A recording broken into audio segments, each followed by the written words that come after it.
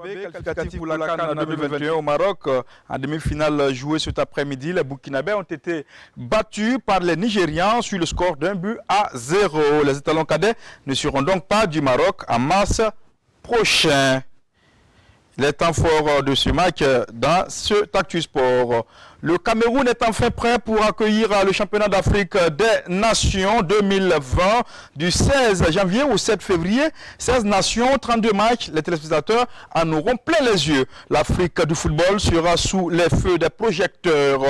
Et ce samedi, sur le coup de 16 h temps universel, sera donné le coup d'envoi du 16e CHAN au Cameroun. En ouverture du tournoi, les Lions A' du Cameroun seront face au Zimbabwe. Les étalons locaux, eux, entrent en liste juste après le match d'ouverture et ce sera face aux aigles locaux du Mali. Et puis, il a officiellement pris fonction ce vendredi au ministère des Sports et des Loisirs. Lui, c'est le tout nouveau ministre Dominique Nana. La cérémonie d'installation a eu lieu en présence d'amis et d'invités de marque. Le développement de ces titres, c'est après cette virgule.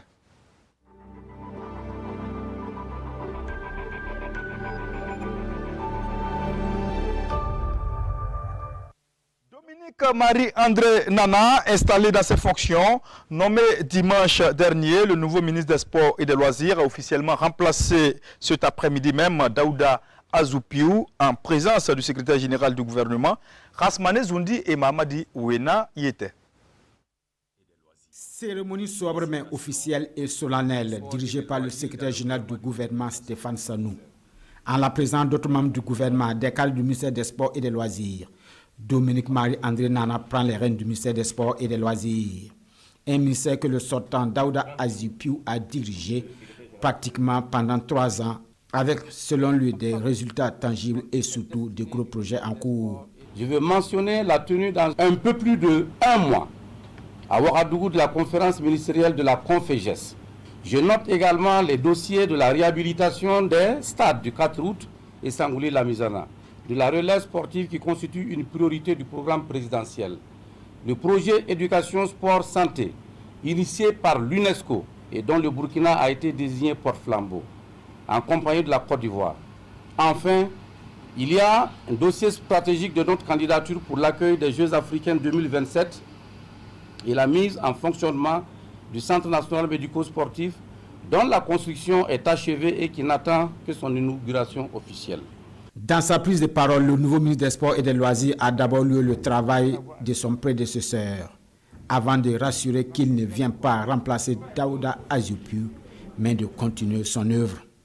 Avant de clore son propos, Dominique Nana a tenu à préciser à l'endroit de ses futurs collaborateurs 2 principes qui vont guider son action à la tête du ministère. Je voudrais, en ce moment où je prends service, énoncer 2 principes majeurs. Servir notre peuple exige de la responsabilité. Travailler ensemble suppose de la loyauté. Je veux pouvoir compter sur l'esprit de responsabilité et la loyauté de tous mes collaborateurs. Libérons nos génies créateurs. Innovons. Soyons audacieux. Allons à la limite de nos forces pour donner du rêve à notre peuple. Je ne suis pas venu pour gérer les directions, les services, ni les fédérations. Le serviteur du peuple que je suis est là pour donner toute sa place aux techniciens. Mon action sera de coordonner vos actions et œuvrer à vous doter des moyens indispensables à leur réussite. Footballeur de renom et dirigeant de football, Dominique Marie-André Nana a tenu à lever tout équivoque. Il sera un ministre des Sports et non celui du football. Il est vrai que je suis connu comme étant du milieu du football, mais ce n'est pas pour autant que je serai le ministre du football. Toutes les médailles se valent. Et les différentes fédérations seront accompagnées dans les limites des possibilités du ministère pour plus de lauriers au Burkina Faso. J'invite les supporters à continuer leur accompagnement aux sportifs et en ce temps de Covid, à accepter et respecter les mesures préventives qui leur sont imposées. Dans le prolongement de cette cérémonie de passation, les agents du ministère des Sports et des Loisirs ont remercié à leur manière le ministre sortant Daouda Azoupou. Un portrait remis par le secrétaire général du ministère, Herman Zengim Yabré. Aussitôt installé, le nouveau ministre des Sports et des Loisirs, Dominique Nana, a reçu en audience le président de la Fédération burkinabé de football, Lazare Bansé. Les deux hommes ont échangé sur les questions urgentes liées au football. Comme on pouvait s'y attendre, la participation des étalons locaux au CHAN et la présence des étalons cadets à l'UFOAB au Togo se sont invités dans les débats. Rasmane Zoundi et Mamadi Wena. Dominique Marie-André Nana et Lazare Bansé étaient adversaires pendant l'élection à la présidence de la Fédération burkinabé de football. Désormais appelés à travailler ensemble, le ministre des Sports et des Loisirs et le président de la Fédération burkinabé de football se sont rencontrés pour envoyer un message de rassemblement au monde du football burkinabé. J'ai été du camp opposé au président Lazare lors de la campagne. Et c'était ce message de rassemblement que nous voulons donner à l'ensemble du monde du football et au monde sportif pour savoir que la campagne est derrière nous. C'est devenu aujourd'hui deux personnes qui allons travailler ensemble et nous basons sur notre vieille amitié pour donner à notre sport les moyens de son ambition. Bien évidemment, le CHAN et le tournoi UFOAB U17 qui se déroule actuellement au Togo et bien d'autres sujets ont été au centre des échanges. Nous sommes engagés sur beaucoup de fronts. Et en février, du fait donc de la qualification des étalons juniors récemment au Bénin, puisqu'ils ont été finalistes de la zone UFOA-B. Donc nous avons aussi un important challenge en Mauritanie pour nos juniors, donc qui va débuter le 14 février prochain. Donc vous voyez que nous sommes engagés sur beaucoup de fronts et en mars prochain, les étalons seniors feront un déplacement en Ouganda et le match contre l'équipe de l'Ouganda et on devra se retrouver après contre le Sud-Soudan et c'est à l'issue de cette confrontation ou de ces deux confrontations que nous saurons si nous allons aller à la CAN qui aura lieu au Cameroun. Les deux personnalités du sport burkinabé ont accordé leur violon et l'ancien joueur de l'ASFA Yenenga promet d'accompagner la Fédération burkinabé de football dans la mesure du possible. Vous savez qu'ils sont en compétition en U17 ce soir. Il y a le CHAN qui commence demain. Donc il fallait rapidement qu'on puisse se voir pour voir les chantiers qui sont urgents pour leur donner les moyens nécessaires d'aboutir. Nous ferons tout ce qui est de notre possible pour que la fédération ait les moyens dont il faut pour pouvoir nous ramener des victoires. Le Burkina prend part au Cameroun à son 3e championnat d'Afrique des Nations. Et pour le président Lazare Bansé, de nombreux facteurs militent en faveur d'un beau parcours des étalons locaux. La première raison, c'est que nous sommes le seul pays dans la zone à avoir organisé un championnat qui allait jusqu'à son terme pour ce qui concerne les phases allées. Donc nos équipes aujourd'hui ont 17 matchs dans les jambes. Donc c'est quelque chose d'extraordinaire. Nous jouons contre le Mali demain. Le Mali n'a pas encore commencé son championnat.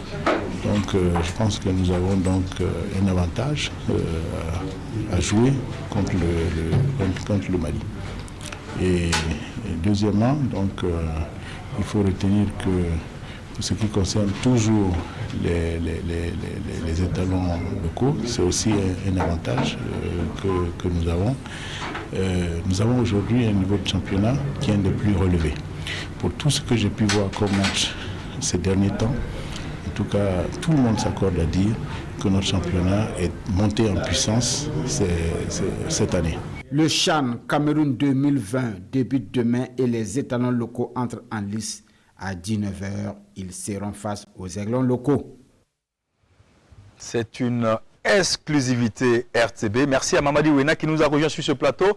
Mais avant, sachez que dans moins de 24 heures, 16 nations se lanceront dans la course à la succession des Lions. C'est un notable de l'Atlas A', en tout cas est vainqueur du CHAN 2018. Le match d'ouverture opposera donc le Cameroun, pays organisateur, au Zimbabwe. Les étalons locaux, eux, joueront les aigles locaux du Mali. Présentation des forces en présence au CHAN 2020 avec Alain Didier Compaoré. Initialement prévu courant mars 2020, c'est finalement ce 16 janvier 2021 que démarre le 6e championnat d'Afrique des Nations, CHAN Cameroun 2020. Une compétition qui regroupe les 16 meilleures équipes nationales composées de joueurs locaux. Pour cette édition, les étalons de Seydou Zerbo Krol sont de l'expédition en compagnie du Cameroun, pays organisateur, du Zimbabwe et du Mali dans le groupe A. La Libye, la RDC, le Niger et le Congo forment le groupe B.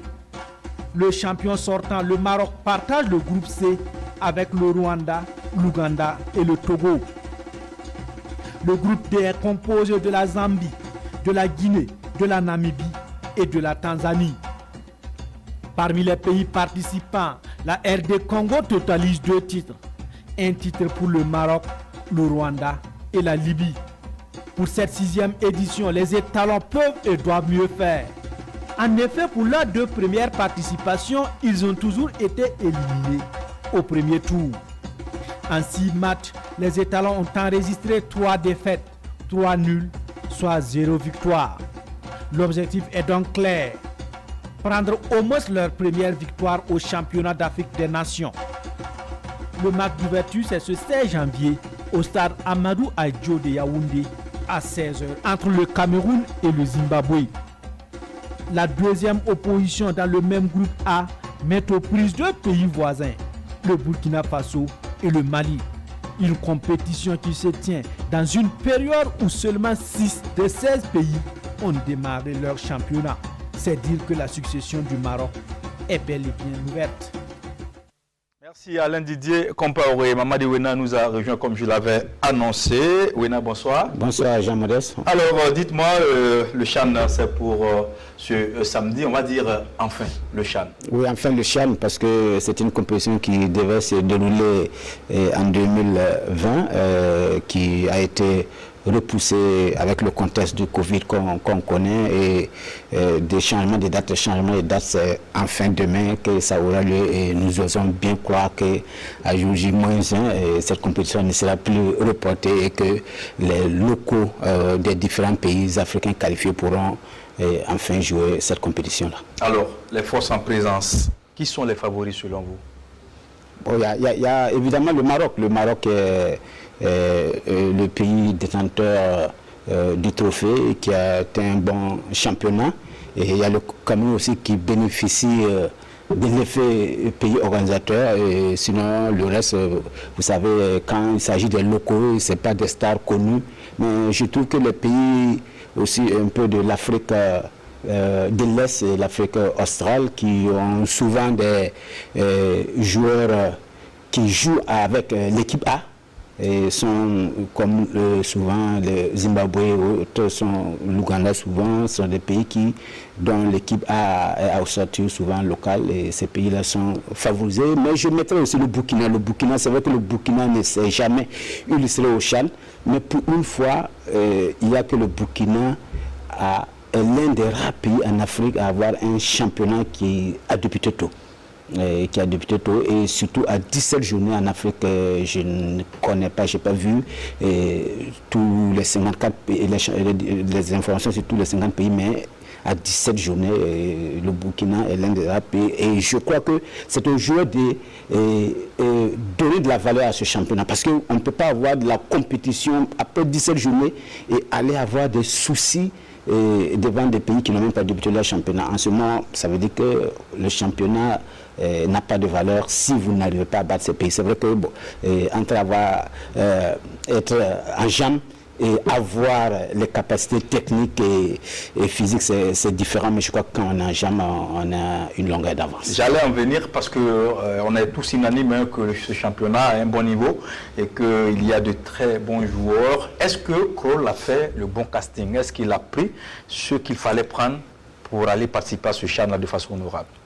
Je crois qu'au niveau de la sélection, il n'y a pas gros souci parce que si Cyril Kroll devait prendre 23 joueurs, peut-être qu'on aurait eu à redire, mais avec la possibilité cette année due au Covid-19 que la CAF a permis aux différentes nations de prendre 33 joueurs. Je crois qu'il a ratissé l'âge.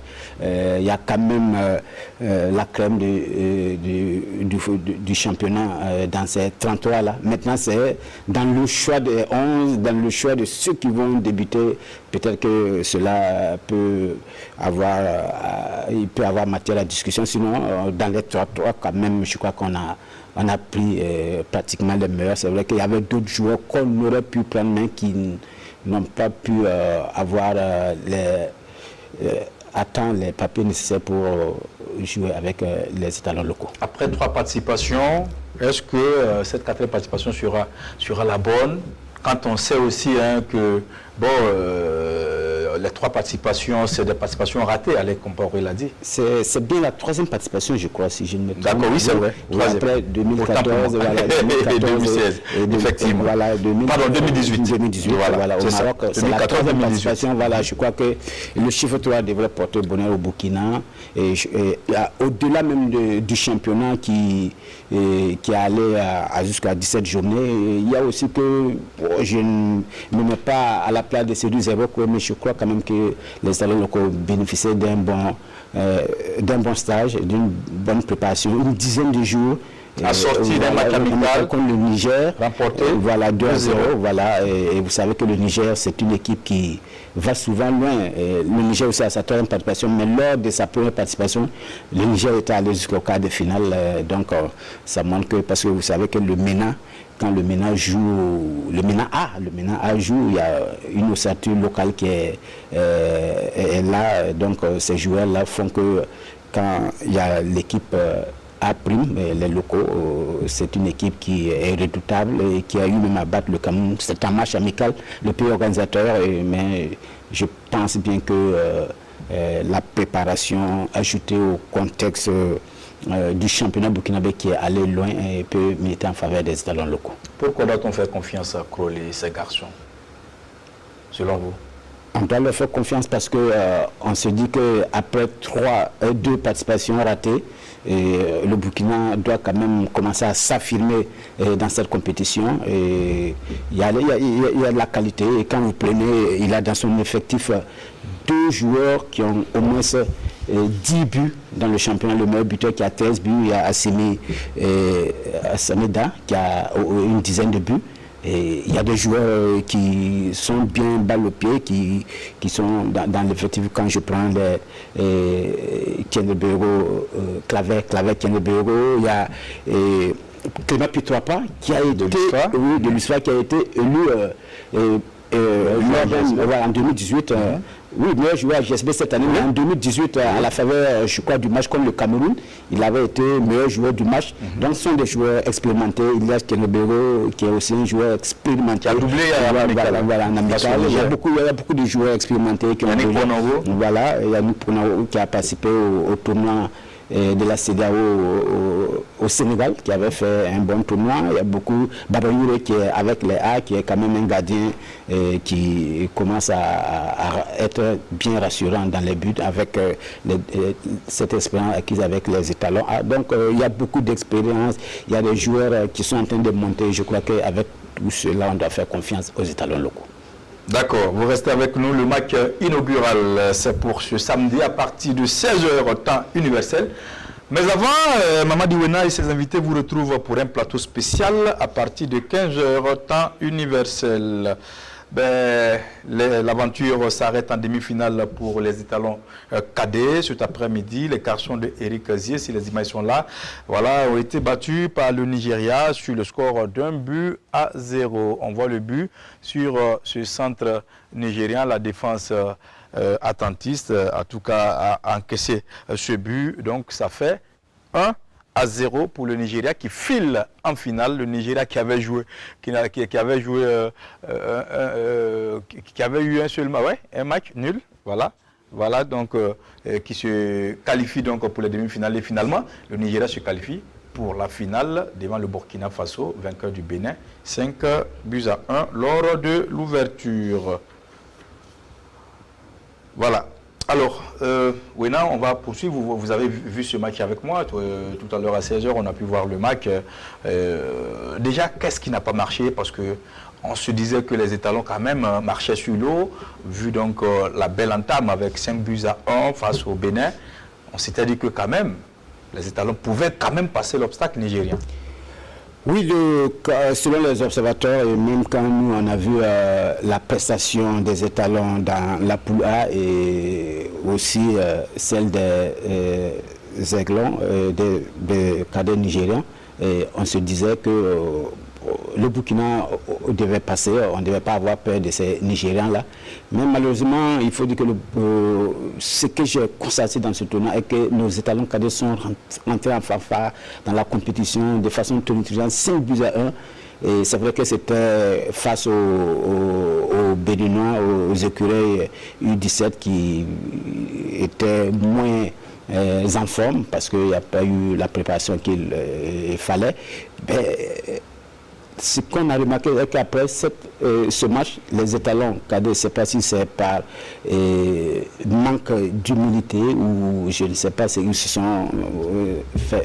ont eu la grosse tête, je ne sais pas, et qu'ils n'ont plus réussi à montrer un très bon visage. C'est vrai que déjà même contre le Niger, lors de la deuxième sortie, c'était un match difficile pour nos cadets qui n'ont pas réussi à marquer. Vous voyez, vous marquez 5 buts d'entrée et les autres matchs sont des matchs où offensivement on n'arrive pas à exister. C'est vrai qu'on a été défensivement présent, mais offensivement on n'arrive pas à exister. Et le Nigeria, je crois que contrairement aux étalons U17, le Nigeria est monté en puissance. Une défaite d'entrée contre la Côte d'Ivoire, un match nul de 2 buts partout contre le Ghana et un seul point, parce que c'était un groupe à 3 et avec ce point, et le Nigeria qui est arrivé à se qualifier pour avantageux. Voilà, à se qualifier et qui bat nos cadets. Donc ça montre que l'équipe du Nigeria est montée en puissance et tout le contraire des étalons U17 qui sont rentrés de façon tonitruante mais qui par la suite ont eu des difficultés dans le tournoi. D'accord, nous avons en direct Aboulaye Kaboré par téléphone, l'envoyé spécial donc de la RTB du côté du Togo. Aboulaye Kaboré, bonsoir. Oui, bonsoir. Vous êtes basé du côté de Lomé. Dites-nous ce soir, qu'est-ce qui n'a pas marché véritablement sur les étalons? Parce qu'on n'a pas compris le jeu et puis bon, on ne les a pas reconnus tout simplement.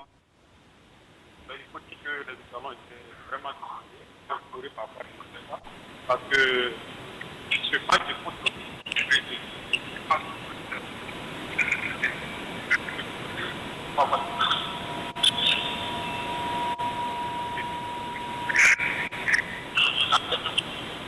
D'accord, nous avons des difficultés, donc voilà, la liaison n'est pas très bonne.